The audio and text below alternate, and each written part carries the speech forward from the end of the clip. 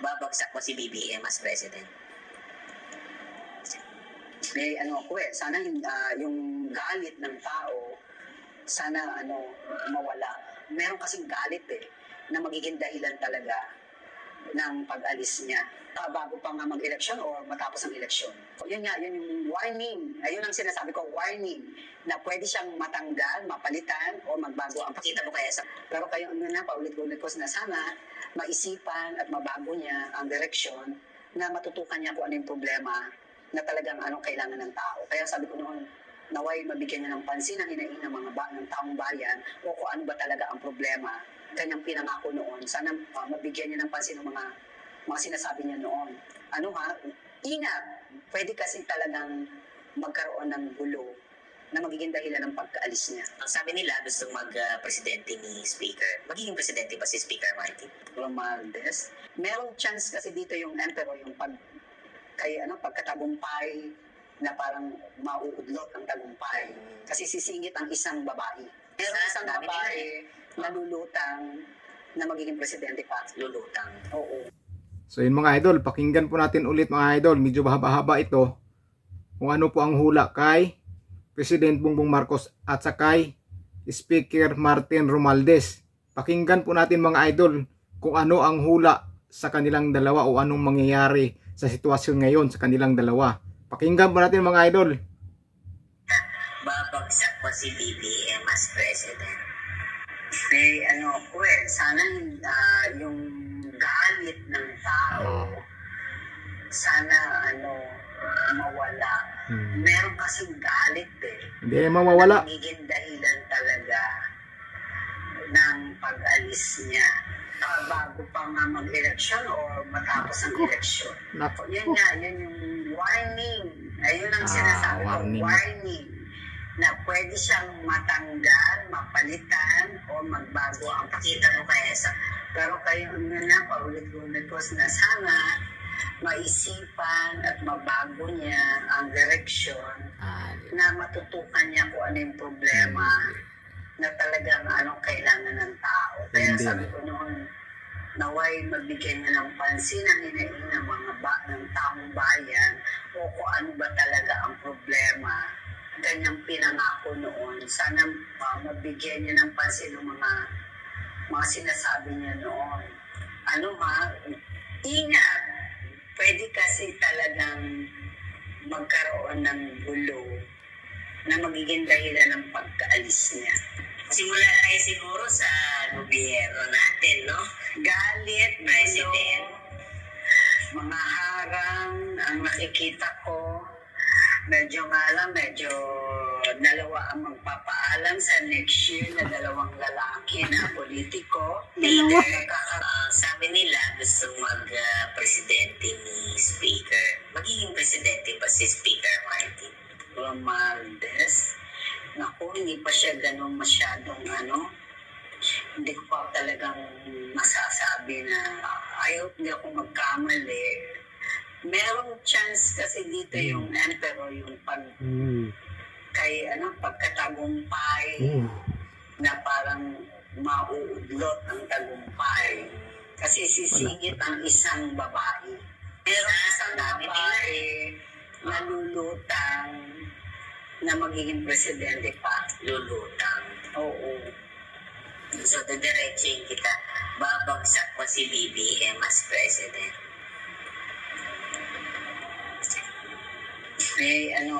Sana yung galit ng tao, sana mawala. Meron kasing galit na magiging dahilan talaga ng pag-alis niya. Pero kayo paulit-ulit ko na sana maisipan at mabago niya ang direksyon na matutukan niya kung ano yung problema na talagang kailangan ng tao. Kaya sabi ko noon, naway mabigyan niya ng pansin ang hinaing ng taong bayan o kung ano ba talaga ang problema. Ganyang pinangako noon. Sana mabigyan niya ng pansin ng mga sinasabi niya noon. Ingat. Pwede kasi talagang magkaroon ng gulo na magiging dahilan ng pagkaalis niya. Pero dasal ko pa rin naway matapos. Marami na ng parang na-disappoint kaya sa ating mahal na Pangulo kasi ang magiging dahilan ng pagkabagsak niya talaga next year magulo. Agad-agad siya mo o bago siya umalis ng 5 Baka bago pa nga mag-eleksyon o matapos ang eleksyon. Ang sa akin, sana matapos, pero yun yung warning. Ayun ang sinasabi ko, warning na pwede siyang matanggal, mapalitan, o magbago ang Pakita mo kaya sa camera yung tower na bumabagsak. Ito yung tower, ang ibig sabihin kasi nito, pagkabagsak. So yan yung lumabas sa kartong tinanong natin. Tinanong nyo kay BBM, ingatan niya ito kasi ito ang ibig sabihin, babagsak ang kanyang. Pero hula lang naman to. Hula lang naman. Judgment, yan yung tinatawag natin, mga pag-iisipan ng mga tao kung tutuloy pa ba siya sa kanyang pagiging presidente o hindi. Bibigyan pa siya. O pagbibigyan pa ba siya. So naghihintay ang tao ng mga parang pagbabago. Ano ang gagawin mo ngayon?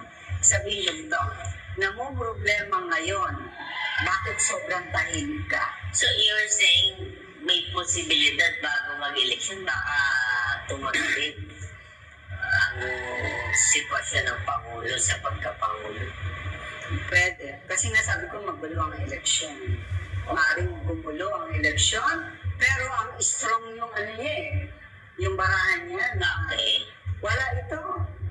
Kaya ko itong lusutan. So, saan ka, Joby, talaga?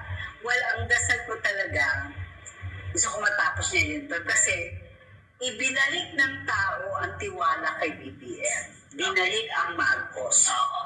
Diba? Nawala ang Marcos dahil na doon sa issue nila nung panahon nilang Cory, the dictatorship. Walang utang na loob. Nasira ang pangalan nila sa buong mundo. Ngayon, ibinalik kayo ng tao. Nilinis uli ang pangalan nyo. Kumbaga sa napura. Yung expectation sana maisip, no, na Wala kasing utang na loob eh. utang ng loob nyo sa taong bayan. Ayan. Tama. Kung bakit kayo nandiyan dyan. Diba? Ngayon ko ang tatanong, paano kami nagkaroon ng utang na loob sa mga tao? Hindi nila iniisip yun. Pakapakot. Dapat isipin nila yun kasi diba? yan yung sinasabi ko na yung utang na loob na yun na ibinigay ng tao, yung utang na loob nila sa tao, sa atin, di ba? Nagtiwala ang mga tao na ibinalik ang Marcos, kaya nga nabuhay uli ang pangalang Marcos. O 4 na taon pa, no? Sana, ito nga, yun yung sinasabi ko, naway, hindi ko sinasabi, bigyan pa natin ng pagkakataon. Ayaw na, ayaw na. Magulo na ko talaga ang gobyerno Hindi na. wala na nga yung unity.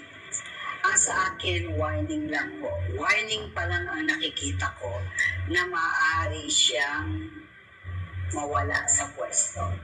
Warning po yun na hindi ko pa sinasabing mawawala siya.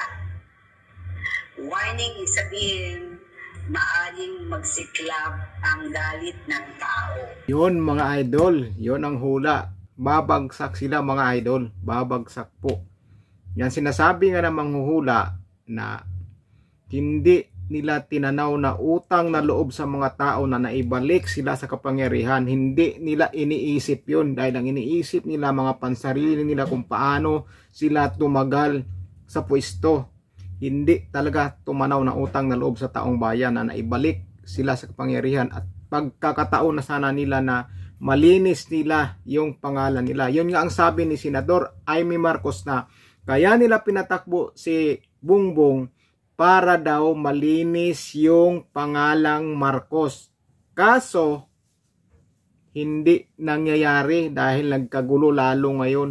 Nagkagulo lalo dahil sa mga likod ni President Bongbong Marcos ay may mga interes.